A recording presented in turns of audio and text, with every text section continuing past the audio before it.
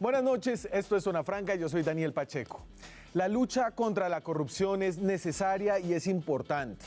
Es bueno que la corrupción esté como protagonista de la agenda pública, pero la lucha contra la corrupción tiene un gran riesgo, un gran peligro, y es la generalización. Cuando se pone el foco sobre un caso de corrupción, a veces caemos en la generalización de pensar que todo ese sector afectado es corrupto.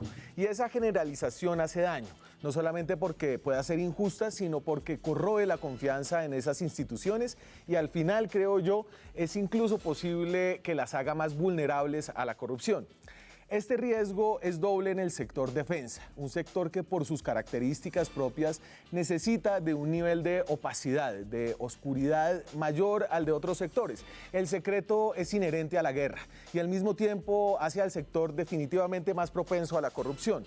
Entonces, ahora que parece haber una cantidad de seguidillas de escándalos en los casos de corrupción en el Ejército Nacional, sobre todo, que ya le han costado el puesto a 4 generales de la República, incluyendo a uno que era segundo comandante del Ejército, creo que la pregunta más importante es, más allá de estos casos puntuales, ¿qué tan profundo es el problema de corrupción en las fuerzas militares? Responder esta pregunta nos permite, para ponerlo crudamente, entender si este es un problema de manzanas podridas o de causas estructurales dentro de las Fuerzas Armadas de Colombia. Porque más allá de que el sector defensa necesite un nivel de secreto, también es cierto que requiere una cantidad enorme de recursos públicos. El sector defensa es el segundo punto de mayor inversión en el presupuesto de Colombia, absorbe cerca del 13% del presupuesto nacional, solo superado por la educación. Por eso su vigilancia es tan importante y al mismo tiempo tan problemática. Por eso también es tan importante la labor que vienen haciendo algunos medios de comunicación, en especial la revista Semana, para servir como vehículo de las denuncias que surgen de esta opacidad y en ocasiones de este peligroso mundo militar. Aquí arranca Zona Franca.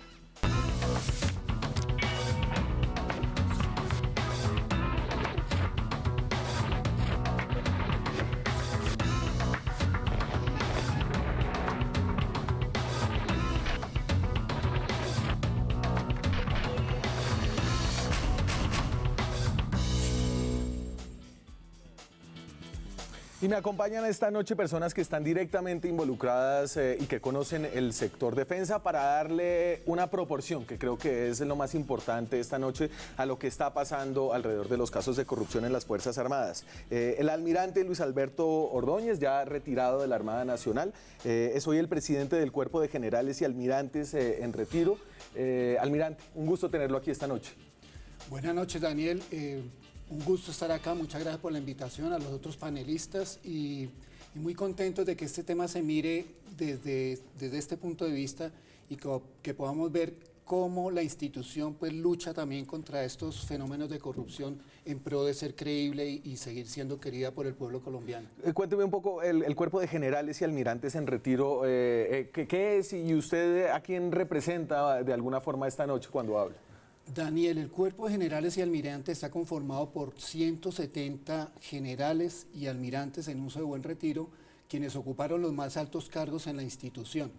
Y esta agrupación tiene 25 años de tradición, estamos precisamente en las bodas de plata, y propende por la institucionalidad, por ser un ente asesor del gobierno, por ser un ente que defienda los principios y los valores institucionales y que sigue luchando, en este caso ya desde la academia y desde la asociación, por el futuro de este país que tanto queremos y que defendimos durante tanto tiempo. Y que afortunadamente desde el retiro puede hablar y puede decir las cosas que no pueden decir los que están activos. Digamos que sí. Iván Díaz también viene del mundo militar, fue capitán del Ejército. Correcto, Iván. Sí. Es también profesional en ciencia política, tiene una maestría en ciencia política, profesional en ciencias militares, ha asesorado al Ministerio de Defensa. ¿Y qué más, Iván? Pues la verdad, Daniel, primero que todo agradecerle la invitación. Como señala el señor almirante, es muy importante tener estos espacios para poder entender de forma estructural fenómenos que al final del día afectan a toda una nación que tiene en sus fuerzas militares su gran base y su gran fundamento para muchísimas cosas y que de una u otra manera se ven afectadas por este tipo de situaciones que sin duda tienen que ser analizadas a fondo para poder proponer solución. Ariel Ávila, desde la sociedad civil, desde la organización Paz y Reconciliación, que es un tanque de pensamiento acerca de temas de conflicto, de seguridad en Colombia, es el subdirector de este tanque de pensamiento.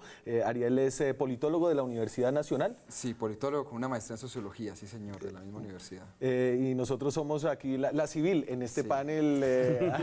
Ariel, gracias por acompañarnos. A usted por la invitación, un saludo al almirante, al capitán y a todas las personas que nos ven, y muy amable Daniel. Y la mirada desde la sociedad civil al mundo militar no siempre es tan fácil. Hay dos temas complicados. Uno, que en la sociedad civil hay muchos prejuicios sobre las fuerzas militares, como desde las fuerzas militares hay muchos prejuicios sobre la sociedad civil. Eso es una cosa que se comparte, entonces a veces es difícil un diálogo con personas. Y dos, pues el acceso a información. Obviamente que no es que, digamos, por obvias razones, aunque se excusan en temas de secreto, pues no es tan fácil ese acceso a información.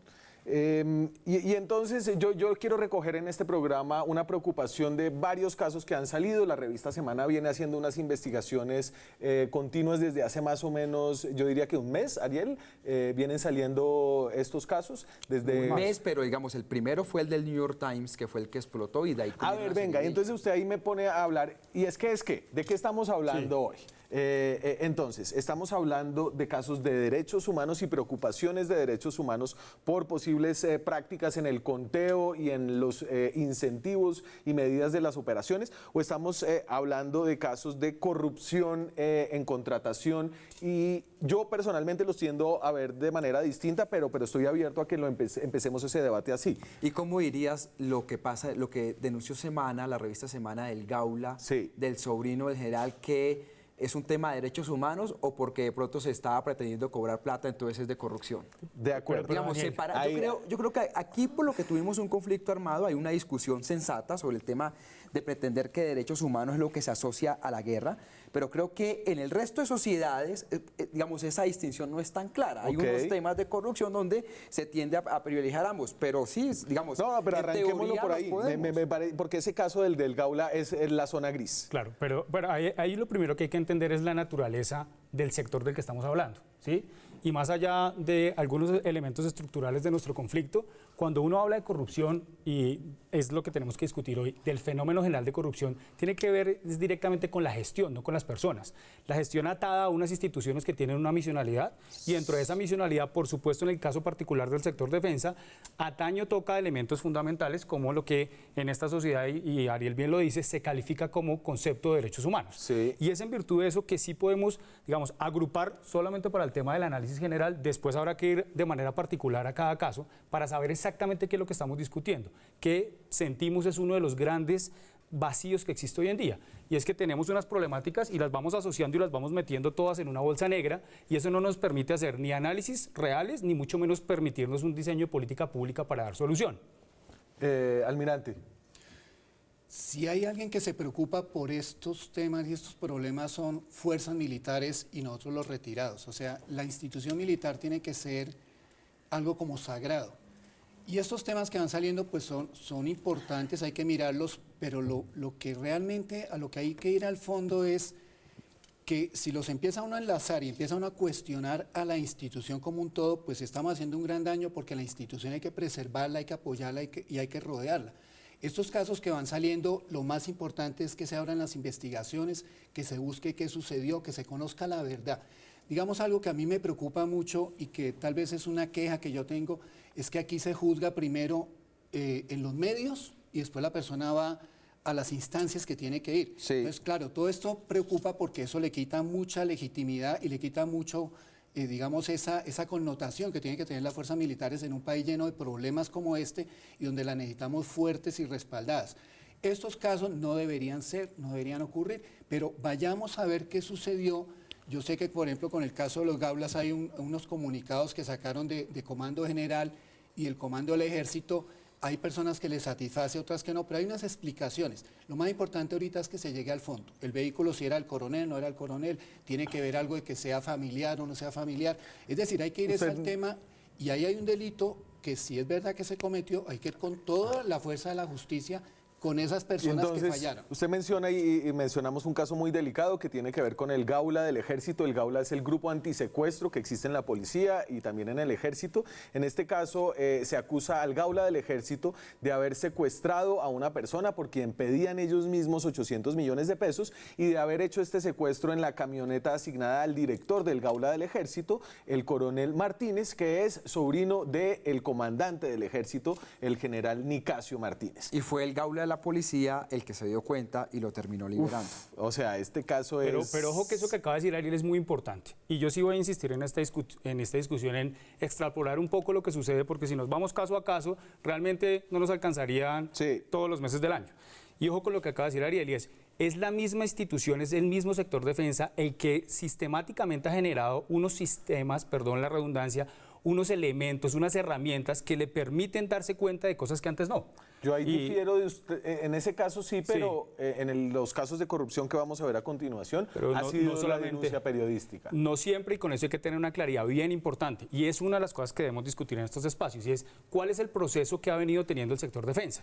Ariel en su introducción tocaba un tema muy importante, y en el que hemos estado de acuerdo siempre, los que de una u otra manera seguimos acompañando a las instituciones, el tema del secreto.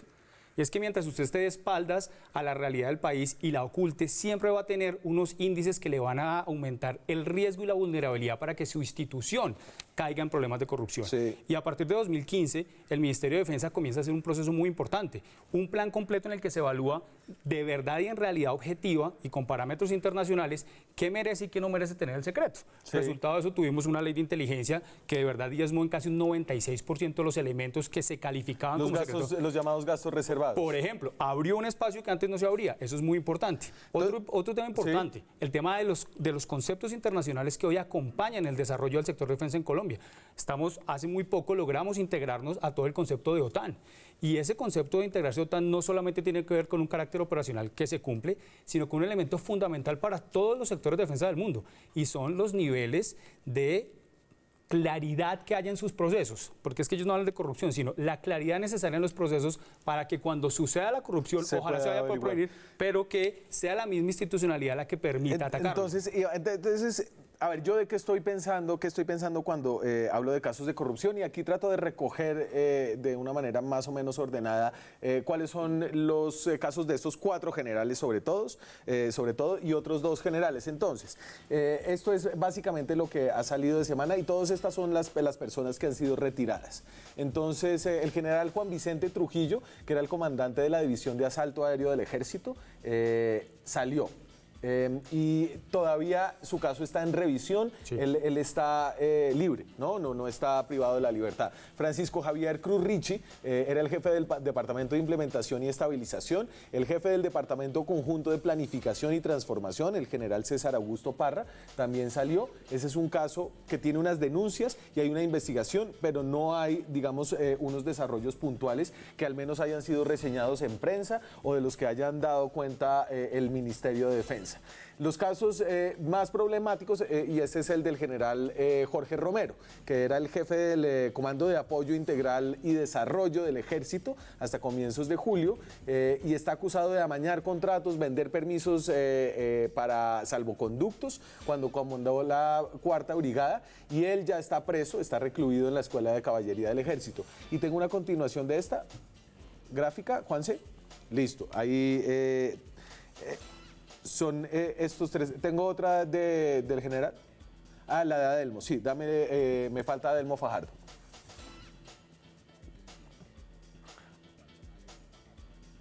Perfecto, ahí está de último, ahí está Adelmo, claro que sí, que es el segundo comandante del Ejército, que este es el caso de más alto rango. Entonces, un poco estos son los casos que engloban. ¿Cuántos generales de la República hay, almirante?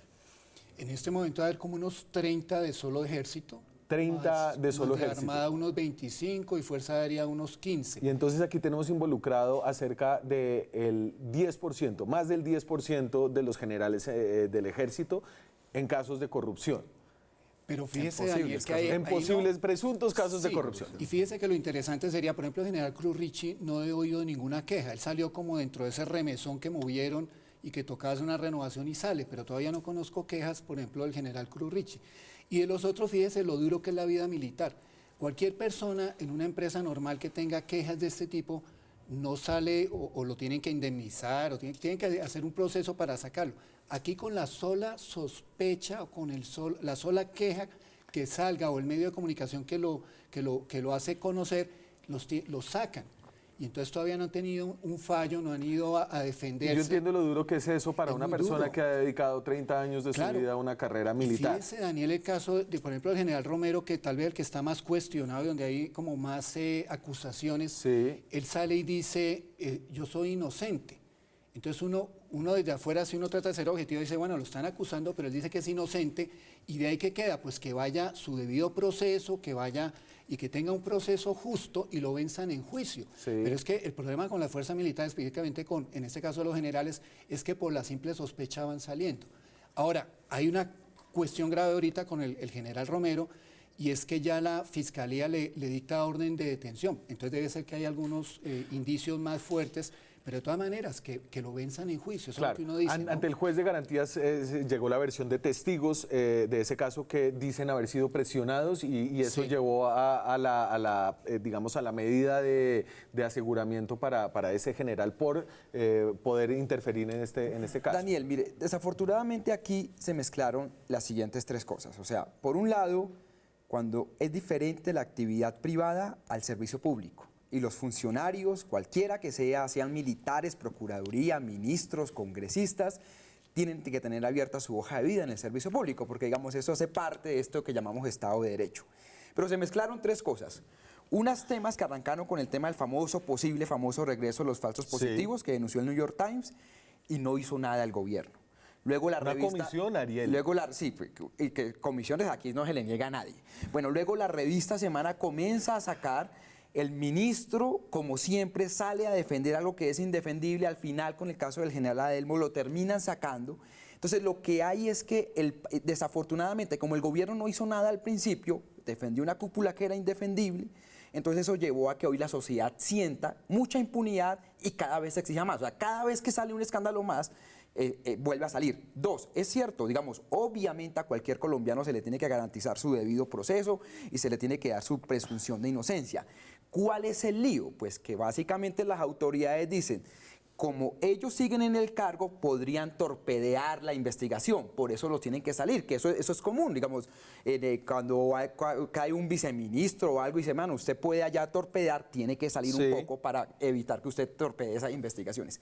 Y el tercer tema, que yo creo que es el central de esto, es que vienen escándalos, porque recordemos por qué salió el general Rodríguez Barragán, que también hubo ahí una cosa que era el comandante del ejército. El comandante general de las fuerzas militares, después de las fuerzas militares. de las fuerzas militares. Después vino el general Mejía, pero salió también en un escándalo muy complicado y al final los resultados son prácticamente nulos. Sí. Y en ese momento no se está diciendo ahí que como hay una conspiración contra las fuerzas militares. Entonces hay que entender también que aquí hay una serie de denuncias de hechos que se han dado y que claro, el almirante dice, no, obviamente lo sacan sin haberle comprobado nada. ¿Y qué piensan el colombiano de a pie? Que es culpable. Lo sacan y al final no termina pasando nada. O sea, lo sacan y siguen ganando la pensión, etcétera. Entonces, yo lo que siento, porque ambas partes pueden tener razón, Sí. aquí lo que hay que hacer es acelerar los procesos, mejorar los controles internos y sobre todo que cuando la información, digamos, esté, si es más clara, si es clara, si hay como en el caso de Adelmo, en el último caso del general capturado, pues que se tomen medidas rápidas. A ver, y entonces estamos hablando de unos casos, en el caso de Romero es cobrar unas cifras que oscilaban entre los 9 y 15 millones de pesos, entiendo yo, si no estoy mal, por unos salvoconductos, pedir tajadas del 10% en contratos, estas son las acusaciones que no han sido probadas todavía en juicio, pedir el 10% en contratos que oscilaban entre los 2.000 y los 900 millones de pesos, para que se den más o menos una idea de las cifras y del tamaño de corrupción que estamos hablando frente, y déjeme le pongo el presupuesto del sector defensa. Muy bien. El presupuesto del sector defensa, y aquí lo tengo comparado con los 3 ítems más grandes de nuestro presupuesto nacional, que son educación, defensa y salud o pensiones, salud y protección social. Entonces, fíjense, estamos hablando aquí de billones de pesos. Educación se lleva 41 billones de pesos, esto es pagarle a todos los maestros del país. La defensa y mantener seguridad. las escuelas, escuelas, pagarle a los maestros, mantener las escuelas, etcétera, ¿no? Defensa y más. seguridad es el 13% del presupuesto al menos del 2019. Que incluye aquí todas va las pensiones, sí. pensiones, salud, policía, Sí, todo, y los ejército. sueldos, pero la digamos, mayoría es sostenibilidad, de hecho. Claro, Sí, la exactamente, gran la mayoría no es es un Y subvención. ahorita lo subvención. tengo desglosado, Sí, si quieren sí, miramos ahí de pero dónde igual es no es y importante salud para y la protección discusión. social. Entonces estamos hablando de 33 billones de pesos y en estos casos que son graves, que le costaron el puesto a 4 generales de 30, es decir, más del 10% de los generales del ejército. Es que ahí comenzamos a tener problemas en el análisis. Y ojo que es que los datos dan para todo dependiendo desde dónde uno A los mire. ver. Me gusta mucho que usted haga la aproximación desde un universo de 33 billones frente a lo que termina sucediendo en términos prácticos o cuánto termina costando o valiendo un acto de corrupción. El problema es que para fuerzas militares eso no aplica y no tiene por qué aplicar, porque sí somos unos funcionarios públicos, pero no somos unos funcionarios públicos comunes y corrientes. Nosotros nos sustentamos y nos basamos en el honor militar, es decir, no importa si al final del día es un peso o son los 33 billones. Realmente lo que hay que entrar a mirar para que el colombiano de a pie, que estoy de acuerdo con Ariel, ese es el punto de vista que tenemos que analizar aquí porque esa es nuestra función, transmitir qué es lo que está sucediendo y que el colombiano se pueda hacer una idea y una percepción mucho más real de lo que sucede. Lo que hay que decirle al colombiano, y otra vez voy a lo que dice Ariel, es cómo nos estamos controlando para que esto no nos suceda y por qué está sucediendo y quiero ir al por qué. Sí. Y es que yo hago una pregunta, ¿será que esta es la primera vez que existen estos niveles de corrupción en las fuerzas militares? Yo No la sé. verdad no creo, la verdad no creo. Y No me creo porque gustaría tenemos llegar una a historia muy algo- Lo grande. que pasa es que ya no hay guerra, entonces ya no hay cómo taparlo. Antes No, todo el yo no mundo estoy de acuerdo con perdonaba eso. por la guerra. Pues digamos, eso pasa es una en forma todos muy los países superficial con de verlo, conflicto armado. porque realmente frente a la guerra y lo que sucede alrededor de la guerra, que además no quiero hablar de una guerra porque ese no es el concepto real, lo que sí tenemos que mirar es qué pasa aquí en Colombia y qué medidas tomamos a partir del Sí. 2015, es que son muy importantes. Es decir, cuando uno va a los índices internacionales y se encuentra que en 2014 el índice internacional que mide defensa es de Transparencia Internacional, no desde aquí, desde Colombia, Sí. nos dice que estábamos en un nivel D Y entonces y hoy déjeme, estamos en un vamos nivel para allá. B. A mí, en cambio, sí me preocupan las magnitudes porque me preocupa estar mirando el caso de 4 generales, que puede haber un monto de recursos involucrado, póngale que oscile entre 2.000 y 20.000 millones de pesos y que la corrupción grande esté en otro lugar que no estemos viendo. Me tengo que ir a la pausa y volvemos en minutos. Seguimos en Zona Franca, estamos hablando de los casos de corrupción que se han denunciado dentro de las fuerzas militares, tratando de entender si lo que pasa es un caso de pequeña corrupción que debe ser erradicado o si es un problema estructural que necesita medidas más importantes. Almirante, usted quería agregar algo ahí. El tema de la corrupción, es decir, nada justifica que haya corrupción, pero nosotros en Colombia sí estamos teniendo un problema muy delicado, porque es que aquí estamos teniendo problemas desde unos dineros de Odebrecht que entraron y luego entonces las altas cortes y entonces el Congreso, y entonces todas las instituciones van terminando metidas en esto. El tema con fuerzas militares es que definitivamente, yo repito, tiene que ser una institución que sea como sagrada, como que ahí no pueden suceder estas cosas y uno lo entiende. El sistema me parece que siempre tiene que revisarse y tiene que funcionar. Yo fui inspector de la Armada Nacional, fue uno de mis últimos cargos antes de retirarme, y el sistema tiene muchas formas de ir detectando lo que podría ser corrupción. Y entonces, venga, explique una cosa porque hay algo distinto dentro del mundo de la defensa y es esta figura del control interno, ¿cierto? Dentro del sector defensa no ejercen control automático los otros órganos del control, sino que hay un primer círculo de control interno que es, digamos, la primera revisión y la primera defensa contra la corrupción. Daniel, a diferencia de cualquier otra empresa del Estado o de cualquier institución que sea de servidores públicos, Fuerzas Militares tiene muchos más controles. O sea, la figura esa de la inspección es una figura que no tiene, por decir algo, el Ministerio de Trabajo, el Ministerio... No lo tienen. Aquí es adicional, pero también están las oficinas de control interno. Okay. Y luego, además, al interior de cada unidad hay unos sistemas de verificación. Además está la contrainteligencia, que la contrainteligencia nace como un tema de qué es lo que el enemigo me puede estar haciendo con su inteligencia al interior, pero también lleva a que verifiquemos qué personas tenemos al interior de la institución. Entonces la contrainteligencia también verifica eso. Hoy en día tenemos los polígrafos, hoy en día tenemos líneas para denunciar, hay unos números 1-800 donde se denuncia. La línea de honor. La línea Correcto. de honor, y hay otra, y entonces el tema es, pues sí, hay que volver a revisar ¿Y qué está pasando? O sea, digamos, el tema interesante es por qué esto llega primero a los medios y no a los canales normales y conductos que existen. Venga, y yo le tengo un dato de línea de honor, eso es de la rendición del gobierno pasado. Juan, ¿se lo tengo por ahí?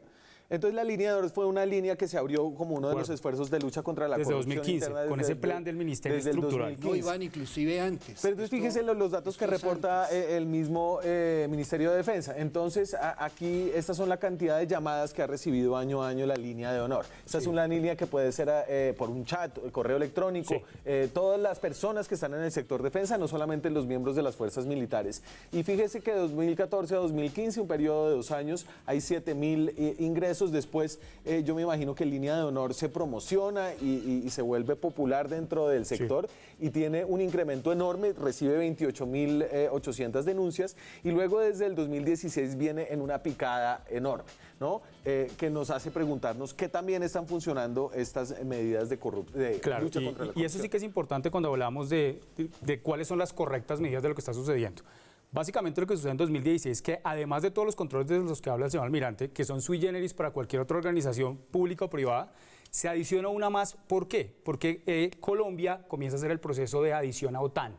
Y OTAN le exige unos parámetros que son altísimos en términos de transparencia y que van de nuevo al concepto del secreto. secreto. Línea de honor, ¿por qué se me descalabra? Cuidado con no es que se le haya descalabrado porque uno no tiene que mirar cuántas llamadas recibe, sino de esas llamadas cuántos procesos se hacen efectivos. Y esa desgraciadamente pues es un dato que no tenemos ahí para discutirlo. Sí. Pero surge una herramienta... Más o menos el 50% lleva a una investigación. Sí, pero no el 50%, digamos, sostenido. Y eso hay que analizarlo. Pero surge una cosa muy importante que es la dirección de aplicación de normas de transparencia. Es decir, al interior de las fuerzas militares se crea una dirección específica para crear unas normas que apliquen directamente la realidad de fuerzas militares. Porque ¿qué nos pasó en ese pico que usted vio ahí? Que había una cantidad de llamadas que suele suceder en todos estos sistemas que se colocan, el 123, el 987, todos ellos. Y comenzamos a hacer una educación, primero al interior de fuerzas militares y segundo al verdadero usuario, que es el colombiano a pie, de cuáles son las herramientas de verdadera transparencia. Y fíjese que llegamos a un concepto que es muy importante, en el que yo coincido mucho con Ariel y el que nos toca seguir insistiendo siempre. Ojo con el tema del secreto, porque es que ahí es donde se nos disparan los problemas de corrupción sistemática y estratégica. Verdaderos problemas de corrupción que terminan acercándose a esos billones de pesos que se pueden llegar a manejar en fuerzas militares. Y que nunca nos enteramos. Bueno, la pregunta es, ¿usted nunca se ha enterado o realmente cuál ha sido el impacto sobre ellas? Porque lo que sí es objetivo, y es lo que nos dice hoy, por ejemplo, el índice de transparencia internacional. Ya se lo pongo. Sí, que es un índice grandísimo y nos tiene, ojo, pero no se me huele de ahí. ¿En dónde estamos en ese índice hoy en el sector defensa? Antes de ir con el índice, Ariel quería meterse ahí. A ver, es solo en esto de la línea de honor. Mire, esa caída, que es la que, digamos, se han mandado derechos de petición, nosotros no lo han explicado, puede tener dos interpretaciones. La primera interpretación es que la gente se cansó de denunciar y ante que no hay respuesta, pues ya no vuelven a denunciar. Eso es muy común que pase en la administración pública, en todas las instituciones. Esto no sé si es lo que está pasando. O la otra es que falta promoción y falta divulgación de la línea. Digamos, hay que entrar a revisar. Pero la primera idea, cuando eso cae así vertiginosamente, es una ausencia de respuesta. Pero lo otro es esto, mira. Yo siempre digo, yo admiro, por ejemplo, el caso de la policía. La policía es la institución que más se depura. Anualmente sacan 2.000 policías por corrupción, por denuncias, porque le pegaron a la esposa, por inasistencia alimentaria, porque cayó. Sí, ¿cuál es el lío? Que es que tocan a los de base y no tocan a los de arriba. Es decir, los generales, hasta que no estalla pues el escándalo en medios de comunicación, no se hace nada. Entonces, pero digamos... Pues Romero venía de la 4ª Brigada y sube a, no me acuerdo cuál es... y el tema, por ejemplo, lo del general Nicasio, antes de su ascenso, la Human Rights Watch hizo un informe, pues para que no diga que es que Ivanco es castrochavista, o sea, una conspiración comunista ni nada por el estilo. Entonces, antes de su ascenso, Vivanco había sacado el informe por cuestionamientos. Pero, cuestionamientos de derechos humanos. De derechos humanos, sí. Igual que son iguales, o sea, no vamos a llegar al tema pues de que es más importante la plata que la vida de los seres humanos. Pero bueno, mire, entonces, y no son comparables. ¿qué es lo que yo digo? El tema, la fuerza pública, incluyendo las fuerzas militares, es una institución que, como dice el almirante, tiene unos mecanismos de control interno y que en ocasiones pareciera funcionar muy bien en la base. Efectivamente, como le digo, 2.000 policías al año o ya un poco menos, lo sacan y lo reponen por esos temas. ¿Cuál es el problema? ¿Cuál es la sensación?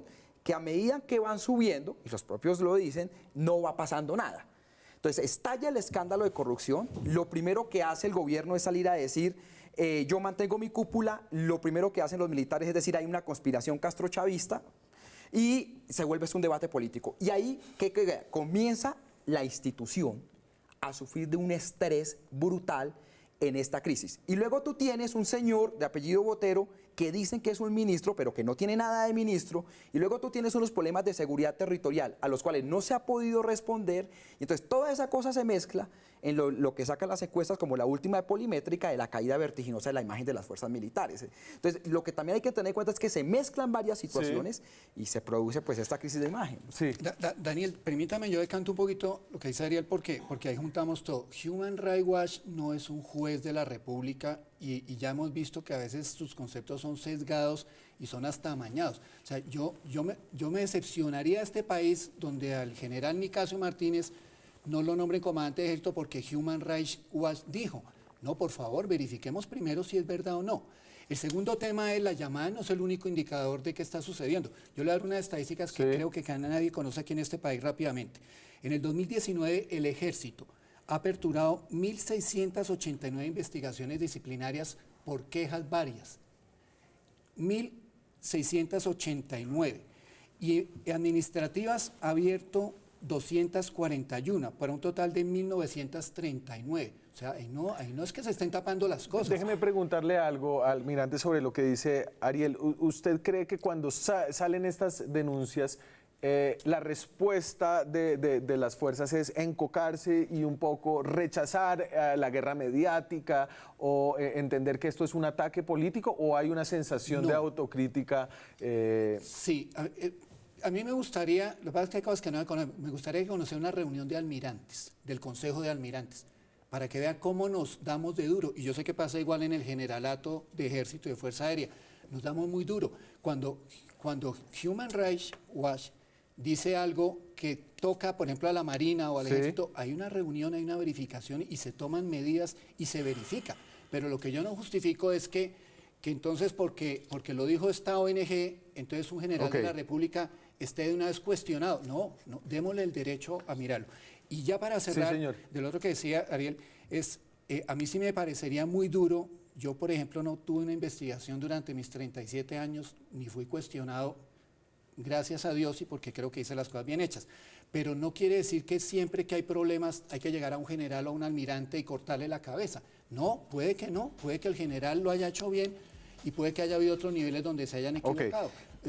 Igual, ahorita estamos viendo generales comprometidos y cuál es una posición institucional y nosotros desde la reserva, que se llegue a la última consecuencia. Y le digo algo que es peor. Si un general de la República sale culpable, si por ejemplo este general que ahorita está detenido llega a ser culpable, no solo lo que le va a pasar a él en la parte jurídica, sino es un tema del honor y del prestigio. Es que uno pararse después de que estuvo comandando 5.000, 8.000, 10.000 hombres y mujeres y luego que sepan que está cuestionado, eso es lo peor. Llegar uno a una unidad militar y que lo miren feo, eso es peor que estar en la cárcel.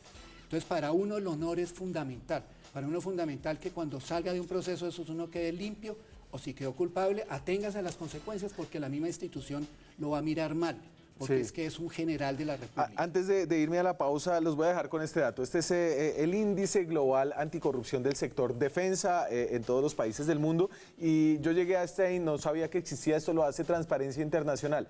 Entonces, fíjense, en todo el mundo, el riesgo de corrupción, según este índice que hace Transparencia Internacional, y ahorita hablamos de los puntos básicos que evalúa, tiene a Colombia en un riesgo bajo. Es decir, a la par de países como Australia, Alemania, Noruega, Estados Unidos, muy por encima de todos sus pares en América Latina y a la par con los ejércitos más modernos del mundo. Con este dato algo contraintuitivo para el ambiente que hay ahora en Colombia, los dejo y ya regresamos.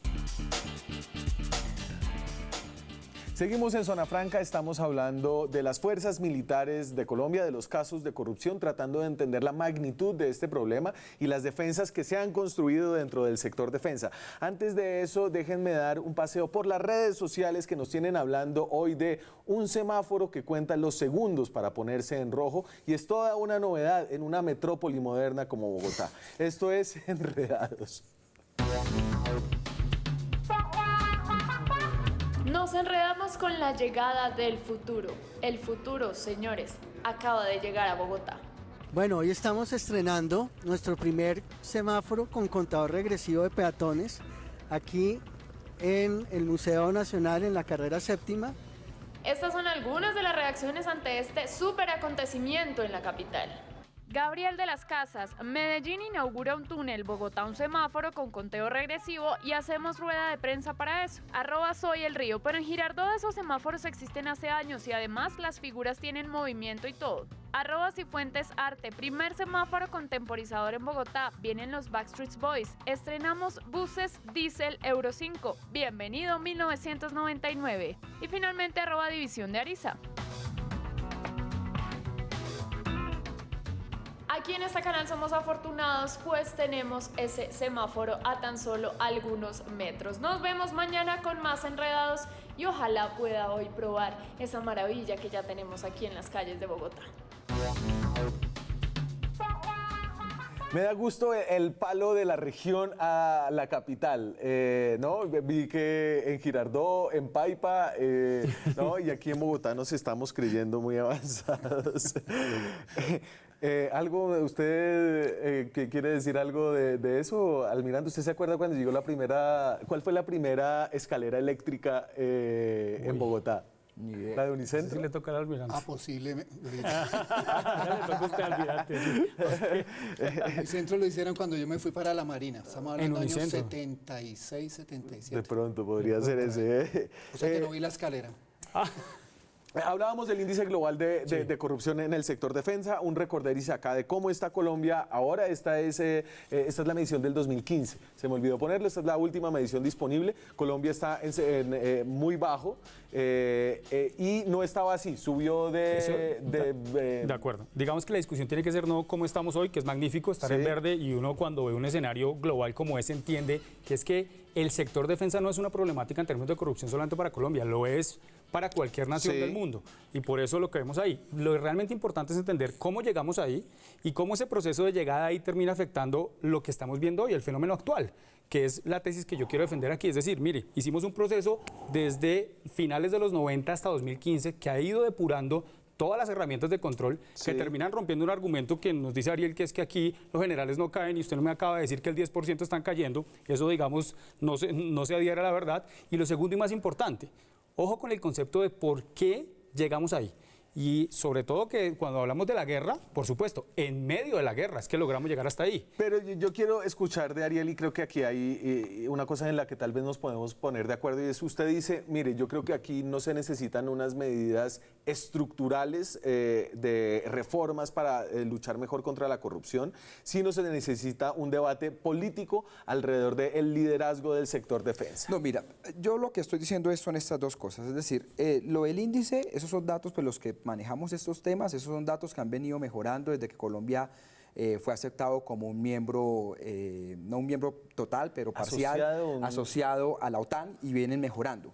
Entonces, el problema aquí no es una discusión técnica, el problema aquí es una discusión política. Y la discusión política es en dos sentidos. Primero, el presidente qué medidas va a tomar para parar esto. Mire, mientras el presidente no cambie la cúpula, cada 15 días le va a dar. Yo aquí estuve en un programa y les dije, les van a dar cada 15 días, y ahí van. Y eso es una decisión política del presidente. Lo otro que tiene que hacerse es una discusión de cómo mejorar esos mecanismos de controles internos. Y aquí generalmente están las soluciones de una comisión.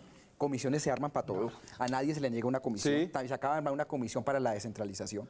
Entonces a nadie se le niega, y ya los que más promovían la descentralización dijeron que eso era pura marihuana, los char. Entonces aquí se arma una comisión para todo. Pero el otro tema... Pero venga, me gusta, déjeme quedarme en lo de la discusión política. Por favor. Porque a ver, yo creo que uno de los grandes problemas de las fuerzas militares en Colombia es que han sido apartadas de la política, y como los civiles tenemos problemas para entrar en la lógica militar, los militares también tienen problemas para dar debates políticos. Obviamente no lo pueden hacer cuando están adentro, pero sí lo pueden hacer cuando están retirados. ¿A usted cómo le parece este debate político alrededor del liderazgo en el sector defensa, empezando por el ministro y por la cúpula actual, Almirante?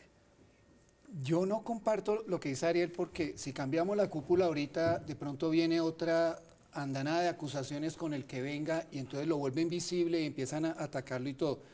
Yo, por ejemplo, con el general Nicasio, que ha estado tan en la picota pública, yo lo que sé de él es que es un soldado que ha estado luchando, ha cumplido todos los cargos y hoy en día no tiene una sola acusación ni nada, pero yo no sé, hay alguien que no lo quiere y le hace la vida imposible. Déjeme esculcar ahí, porque entonces aquí hemos hablado de casos mediáticos que le cuestan la cabeza a generales, no todos sustentados con pruebas tan claras como las que involucran a un general que ya está preso, ¿cierto? Aquí hay un problema político interno dentro de las fuerzas militares que está explotando alrededor de recriminaciones y denuncias cruzadas que llevan a que surjan estos escándalos. Daniel, yo lo llevaría a lo siguiente, mire, para que haya corrupción se necesita que haya 3 factores. 1, que la persona que es corrupta tenga necesidad, y aquí todo el mundo tiene necesidad porque el que tiene mucha plata quiere más y somos muy ambiciosos. 2, que los controles puedan ser débiles. Uno puede poner en este país, Colombia, los controles que quiera y los controles no los saltamos. No me refiero solamente a la parte militar, sino civil. Sí. Y por último, llegamos a la persona que es la que se da la autorización de que yo tengo necesidad, los controles yo los conozco y los puedo burlar y yo me doy licencia para hacer algo mal hecho. Entonces, a lo que hay que llegar es a una parte que para mí tiene que ver con educación. Y esto es para todos los niveles, porque es que Colombia tiene ese problema. La gente, el tema es educar a las personas, nuevamente hay que volver a los principios y a los valores. Y usted Mira, yo lo que cosa. quiero decir, mire, yo creo que hay que preservar la institución, yo eso no lo niego, pero decir que al general Nicasio hay que alguien que no lo quiere es esto, mire, en un Estado de Derecho nadie tiene salvoconducto. Todo el que es funcionario público necesita tener investigación. Punto. Así es la democracia y así es el Estado de Derecho. Y en eso estamos de acuerdo, Ariel. Ya, pero también tenemos que ponernos de acuerdo en cuáles son los términos que digamos de la que son discusión. enemigos, que es que... No, pero es que usted habla, usted nos lleva a un espacio político y después se queja que hablemos de amigos y enemigos. Ese es el problema. Es que aquí la discusión, ¿por qué tiene que ser política? Primero tiene que ser técnica para que cuando sea política sea viable. Y ojo con lo que estoy diciendo, porque el almirante tiene un buen punto. Hay una crisis de imagen. Claro, pero es que el presidente necesita solucionarla. Claro, pero es que no estamos cuestionando. El presidente tiene 28% de aceptabilidad. Es decir, y políticamente es muy hábil relacionar eso con una crisis en fuerzas militares, pero eso no lo va a solucionar, porque es que las fuerzas militares estuvieron aquí antes del presidente y van a estar después del presidente. Y en el momento en que usted cambie políticamente una cúpula, lo que puede volver a suceder si estructuralmente y técnicamente no corrigió el problema de corrupción, es que se repita el fenómeno. Y eso sí que acabaría estructuralmente con la imagen de fuerzas militares. Entonces, sí, claro, pero entonces la discusión, nuevamente, la discusión o es política o es técnica, podemos hacerla desde ustedes quieran,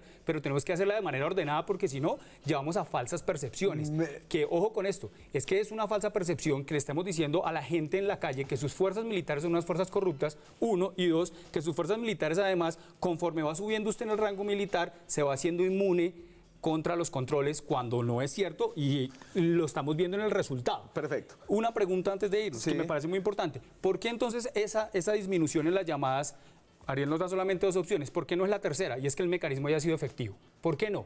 ¿Y por qué no? Porque estuvo acompañada de procesos como los de Dante, que son muy importantes y tienen unas estadísticas muy altas. ¿Por qué no? Voy con esa pregunta. Nos dicen por aquí, ojo que es que ese indicador es muy bueno porque es que a partir de ahí comenzamos a unirnos a OTAN. Erróneo.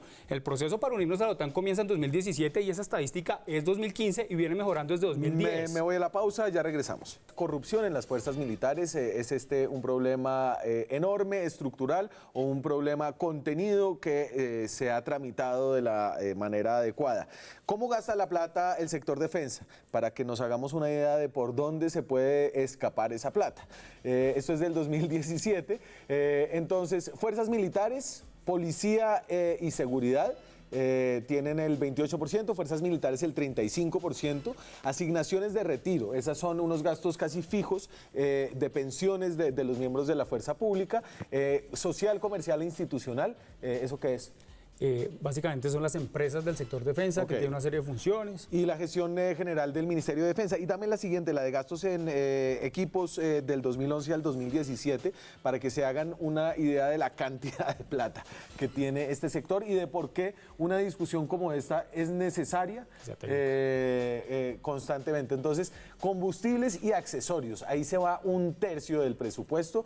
Uno de los casos de corrupción acá, el de Adelmo Fajardo, si no estoy equivocado, equivocado, es que... No, el de aviación. El de aviación. Sí. Es que inflaban los costos de combustibles y de repuestos. Repuestos 26%, equipos de transporte, comunicaciones, pero ahí en esos primeros tres usted tiene casi el 80% Es sostenimiento. del gasto militar. Sostenimiento. Que exactamente, eso es puro sostenimiento. Puro sostenimiento. O sea, ahí es puro sostenimiento. Y ojo con lo que significa sostenimiento, y es, ojo, hablamos en un inicio que el gran problema del secreto, y estamos aquí en una mesa 4 civiles, porque los que estamos en retiro hoy somos civiles con acceso a esa información que usted nos acaba de mostrar. Entonces, eso sí que es importante. Vea qué proceso de transparencia se ha venido dando para que esto, que es supremamente necesario Sí. que la opinión pública lo conozca y las autoridades lo conozcan, esté ahí a la mano. Y eso no sucedía hace 20 años. Vamos cerrando entonces, se nos va a acabar el programa, pero yo arranqué con una pregunta y es, ¿este es un caso de manzanas podridas o es un caso de problemas estructurales? Y me gustaría, como recogiendo la discusión, que ustedes nos den una idea para que el televidente se quede con algo. Almirante.